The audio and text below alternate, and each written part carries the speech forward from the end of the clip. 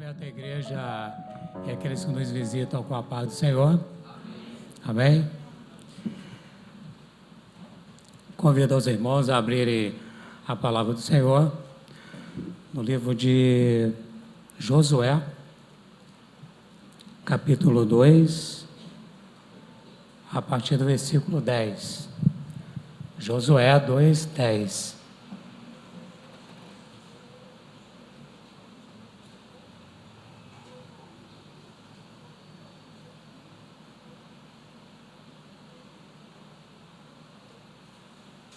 Amém? Assim é a palavra do Senhor. Josué, capítulo 2, versículo 10. Porque ouvimos que o Senhor cessou a água do mar Vermelho, diante de vocês, quando saíram do Egito.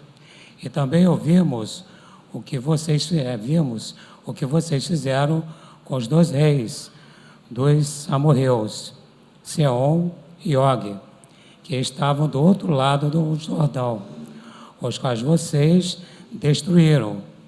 Quando ouvimos isso, o nosso coração se derreteu. Todos ficamos desanimados por causa da presença de vocês, porque o Senhor, o Deus de vocês, é Deus em cima dos céus e embaixo da terra. E agora jurem, pois, pelo Senhor, que assim como usei de misericórdia para com vocês, vocês também usarão de misericórdia para com a casa de meu pai. Obrigado. De meu pai. E me darão um sinal certo de que conservarão a vida de meu pai, da minha mãe e dos meus irmãos, e todos dos irmãos e minhas irmãs, e tudo o que eles têm, e de que livrarão a nossa vida da morte. Então os homens que disseram, a nossa vida responderá pela de vocês, se vocês não denunciarem esta nossa missão. E quando o Senhor nos der essa terra, usaremos de bondade e de fidelidade para com vocês. E então ela os fez descer por uma corda pela janela, porque a casa em que ela morava estava construída sobre a muralha da cidade. Amém? Apenas até aí. A igreja pode estar sentada.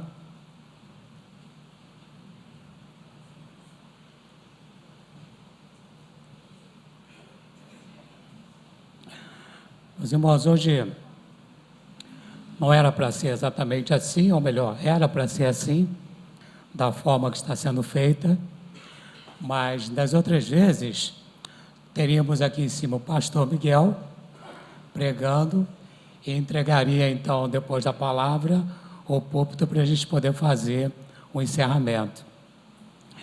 E no domingo passado, ele esteve comigo ali atrás e falou, Brito, você traz a palavra? Confesso para os irmãos que eu falei com ele, eu falei, olha, é melhor o pastor trazer a palavra e depois entregar o púlpito, né? Mais fácil, né? Aí ele falou, bom, você não precisa me responder agora, mas só que o tempo que ele me deu para a resposta era de 10 minutos. Ele falou, olha, e se você não disser nada, você concordou? Eu falei, bem, então eu trago a palavra. Sem pressão nenhuma, imagina. Quer dizer, já não recebi pressão nas 14 semanas, né? Imagina se vou receber agora. Meus irmãos, queria fazer uma reflexão com vocês.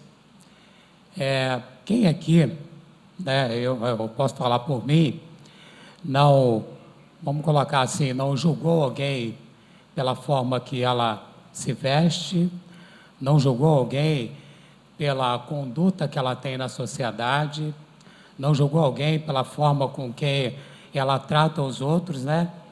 E principalmente, às vezes a gente fala, olha, a pessoa às vezes chega para nós e fala assim, olha, eu fui usado por Deus e Deus falou isso comigo, ou falou aquilo comigo, e o que é que a gente faz? A gente faz uma autoanálise, né? Imagina, duvido que Deus usou essa pessoa. Não tem o menor cabimento Quem nunca aqui? Eu acho que só eu, né? Só eu. Ó, mas imagina, né? De barba, esse cara, olha, cheio de tatuagem, como é que pode Deus usar uma pessoa dessas? Não é? É incrível isso, mas é natural que tomemos essa decisão. Agora, vamos fazer uma reflexão. Será que agindo dessa forma, nós não estamos colocando um limite no poder de Deus? Imaginem só. E aí a gente está falando de Deus. Quem é Deus? É o Deus que faz paralítico andar, é o Deus que faz aquele que morreu voltar a ter vida, é o Deus que faz aquele casamento destruído voltar a ser um casamento de referência, é esse Deus. Então, como é que a gente pode chegar e dizer, olha, é incapaz disso acontecer? Não é? Se imaginarmos ali Davi, pergunta se tinha alguém da casa, né, de Saul para ele usar de benevolência, aí falam com ele o quê? Tem um, Mefibosete, mas ele é coxo dos pés, não é? Então, imaginem só, já coloca o defeito logo de frente. E aquele Mefibosete, ele foi ficar ali, comia à mesa do rei. E por que eu estou dizendo isso? Porque essa palavra fala exatamente sobre isso. Se nós voltarmos um pouquinho essa leitura, nós vamos ver que essa palavra, ela fala de... Essa palavra, ela fala de Raabe. E Raabe, né, o escritor aqui de Josué, ele não teve nenhum cuidado, ele não teve ideia de esconder quem era Raabe. E nós, às vezes, né, vamos colocar assim, procuramos esconder aquilo que seria, no caso dela, virou sobrenome. Raabe, a prostituta. Então, imagine só, quem aqui acreditaria que Deus usaria uma prostituta? Eu não imaginaria isso, de forma nenhuma. E o que essa palavra ela pode ter de benefício, né, falando de uma prostituta para nós, aqui do Casados, e para cada um aqui dos visitantes? O que ela tem a dizer para nós? Aqui diz a palavra que o Josué, ele já tinha experiência, não é, em vigiar a terra, em espiar a terra, porque ele foi um dos espias que Moisés mandou que vigiasse a terra prometida. E ele fez exatamente a mesma coisa. Ele manda 2 espias para poder vigiar Jericó. E a gente observa aqui que está falando exatamente o que aconteceu com Raabe. Raabe, ela recebe aqueles 2 vigias, os espias, ela guarda eles na casa dela e o rei fica sabendo do acontecido. E eles mandam soldados até a casa de Raabe para que ela pudesse entregar esses 2 espias. Mas o que acontece ali? Diz a palavra, porque ouvimos o que o Senhor secou as águas do Mar Vermelho diante de vós. Então, naquela parte que fala ouvimos, quer dizer, ela era da cidade de Jericó, ouvimos, todos eles ouviram. Todos ouviram. Então, a oportunidade ali foi para quem? A oportunidade foi para todos. Todos ouviram. Mas se nós voltarmos ali um pouquinho, ali no verso 9, diz assim, disse, bem sei que o Senhor deu esta terra a vocês. Ou seja, enquanto ela diz que o povo ouviu, ela já viu ali a profecia, ela já viu acontecendo, ela entendeu que o que os soldados ali de Israel vinha fazendo pelas cidades circunvizinhas, só podia ser coisa de Deus. Não tinha como não ser coisa de Deus. E ela então vê que é a coisa de Deus. Imagine só, ela morava sobre a muralha. E os espias que prometeu a ela que nada aconteceria com a muralha, não sabia que o projeto de Deus era derrubar a muralha. Então imagine só, depois que aqueles vigias, eles ficam sabendo, né? Josué, ele sabe que Deus vai derrubar a muralha, como é que ficaria a cabeça dele? Olha, eu prometi a ela que ia livrar ela e a família dela.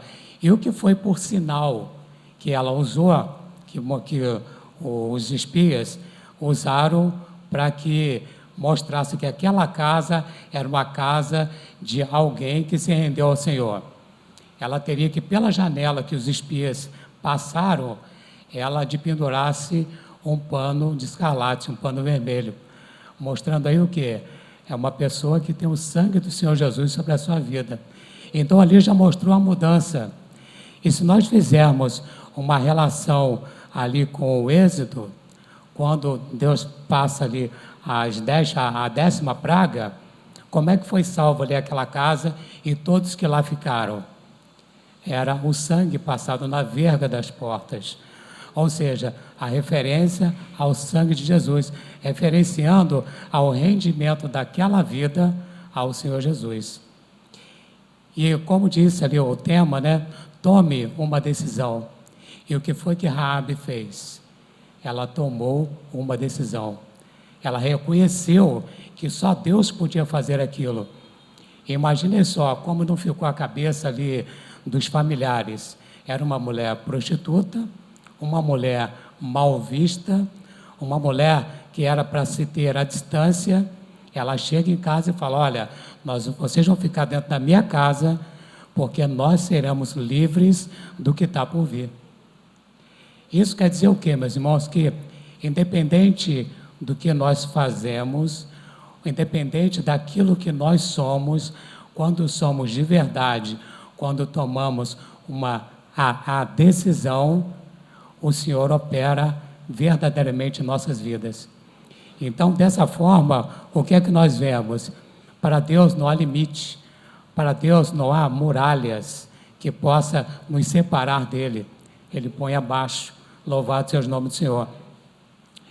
E, meus irmãos, um detalhe que tem aqui no capítulo 6 do livro de Josué, a gente observa que essa promessa, não é, que não acabaria ali com a casa de Raabe, ela está lá no capítulo 2, e somente no capítulo 6 é que Josué diz como é que vai ser derribado as muralhas. Que os soldados eles vão rodear a cidade 6 vezes, cada uma das 6 vezes vai rodear uma vez em silêncio, e na 7ª vez, então, é que eles vão rodear gritando e tocando ali os instrumentos, e aquela muralha então vem abaixo. Só que ele diz que somente a casa de Raabe seria poupada. Por quê? Porque Raabe, ela tomou a decisão. E qual foi a decisão? A decisão correta. A decisão correta. Passar aqui para os irmãos uma reflexão, e essa reflexão ela não é minha, tá? Eu não vou expor o nome de quem trouxe essa reflexão para nós, para não expor, que a reflexão ela diz mais ou menos assim: Jesus, ele já era para ter vindo. Ele não veio ainda porque ainda faltava uma igreja se posicionar, e ele estava querendo encontrar uma igreja posicionada tal como aquela que ele deixou. Era mais ou menos isso, né? Tal qual que ele deixou. Mas entenda bem, se nós formos por essa linha, e vamos entender que essa seja uma linha lógica, vamos entender então que existe um número, correto? Um número de pessoas para ser alcançada, um número de pessoas para decidir, não é isso? E aí depois que essas pessoas serão alcançadas, então ele virá. Então, se existe um número, nós tivemos aqui na semana passada, né, homem ao máximo e mulheres únicas. Sabe o que aconteceu? Pessoas deram o primeiro passo para poder engrossar a fileira dessas pessoas, desses servos que Jesus está querendo alcançar quando chegar aqui. E esses que estão aqui casados para sempre, os que fizeram o primeiro, o segundo casado para sempre, também estão engrossando essas fileiras. Porque, olha, Jesus vai olhar e falar, olha, falta menos, Júnior, porque temos você e a Josi. Falta menos, que tem Helma e Lília. Falta menos, que tem Marquinhos e Carla. Falta menos. Cada vez falta menos. Por que falta menos? Se é para que tenha um número, nós somos esses contados nesse número. Pastor Miguel é contado nesse número. Os jovens são contados nesses números. Então é preciso que o quê? É preciso que tome uma decisão. Ou seja, toma uma decisão não. Uma decisão temos tomado todos os dias. Mas tome a decisão. E qual é a decisão? O Kiko colocou muito bem. É a decisão certa. É a decisão correta. Então entendemos que o quê? Deus, Jesus, para vir, Ele está esperando encontrar uma igreja. Então você, tá, que pretende fazer o Casados para Sempre, tome a decisão. Jesus espera por você. Para você que ainda não é batizado, tome a sua decisão. Engrossa essa fileira de vidas da igreja que o Senhor Jesus Ele quer encontrar aqui. Engrossa essa fileira. E o mais importante de tudo, nessa palavra, que eu vou até deixar aqui mais breve, não porque cada um aqui vai ter 3 minutinhos para falar, que eu sei que vocês falem menos de 3 minutos, né? Ninguém aqui fala mais de 5 minutos, é impossível, né? O pastor colocou lá no grupo nosso, de Homens ao Máximo, para um videozinho de 3 minutos. Tem pessoa que fala por 5 minutos. Falei, bom, tá bom, né? Então hoje vai ter gente que vai falar 30 segundos. A gente falou quase 30 minutos. Interessante, né? Agora, meus irmãos, imaginem só, se Raabe não tivesse tomado aquela decisão, as muralhas teriam caído? Sim, porque era plano de Deus. As muralhas caíram. Mas o que foi que ela fez? Ela fez o que os outros não quiseram fazer. E por isso foram poupados. Não é isso? Correto. Agora, os irmãos sabem qual será a sua descendência daqui a anos? O que vai suceder?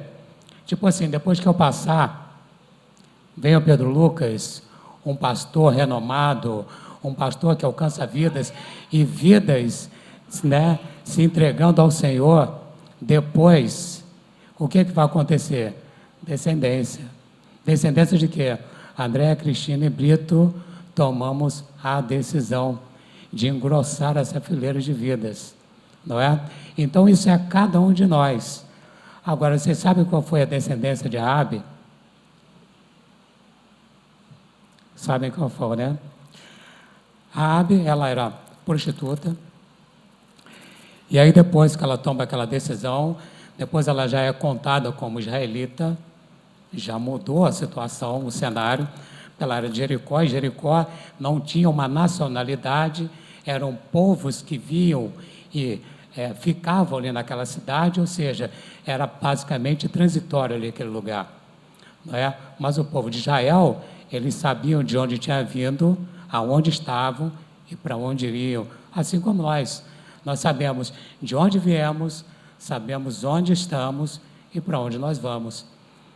E, meus irmãos, Raabe, depois, então, ela se casa com Salmão, não é Salmão de comer, mas Salmão é o nome dele, que ela se casa com ele, e lá em Mateus, vocês vão ver a descendência dela. A descendência dela passa por Ruth, passa por Boaz, e ela vai acabar lá em Jesus, ou seja, a descendência de Raabe acaba em Jesus. Ou seja, ela não sabia qual seria a descendência dela, não sabia quem vinha, né, a partir daquele ato. Nós não sabemos quem vem depois desse ato. Vocês não sabem quem vem depois desse ato, mas basta que tomemos essa decisão para que lá na frente o Senhor possa nos honrar não é? E a nossa descendência possa contar para engrossar essa fileira que Jesus está esperando. Então, que tomamos posse dessa palavra, que até mesmo tem uma parte, tem um curso que a Andrea está fazendo, e eles falam assim: coloca o pé, que Deus coloca o chão. E o nome disso é fé. Então, que coloquemos o pé para que Deus coloque o chão e que nós possamos, então, dizer: o eis-me aqui. E eu posso dizer: eis-me aqui, Senhor. E que cada um de vocês possa dizer: eis-me aqui, Senhor. Louvado seja o nome do Senhor por isso. Amém, irmãos? Essa palavra é muito breve. Espero que essa palavra possa falar no coração daqueles que já fizeram casados para sempre, daqueles que pretendem fazer, e possa tocar no coração até mesmo daquele que ainda não se batizou, não é? E daqueles que ainda não se definiu pelo Senhor, porque vale a pena. Tome a decisão. Haja como Raabe agiu, porque as muralhas caíram, porque essa era a vontade de Deus. Mas ela e a família dela foram guardados daquela muralha. Nós vivemos no mundo que se refere a essa muralha e vai ruir, mas a nossa família vai suceder. Amém? Louvado seja o nome do Senhor por isso. E nós estamos aqui no dia de formatura.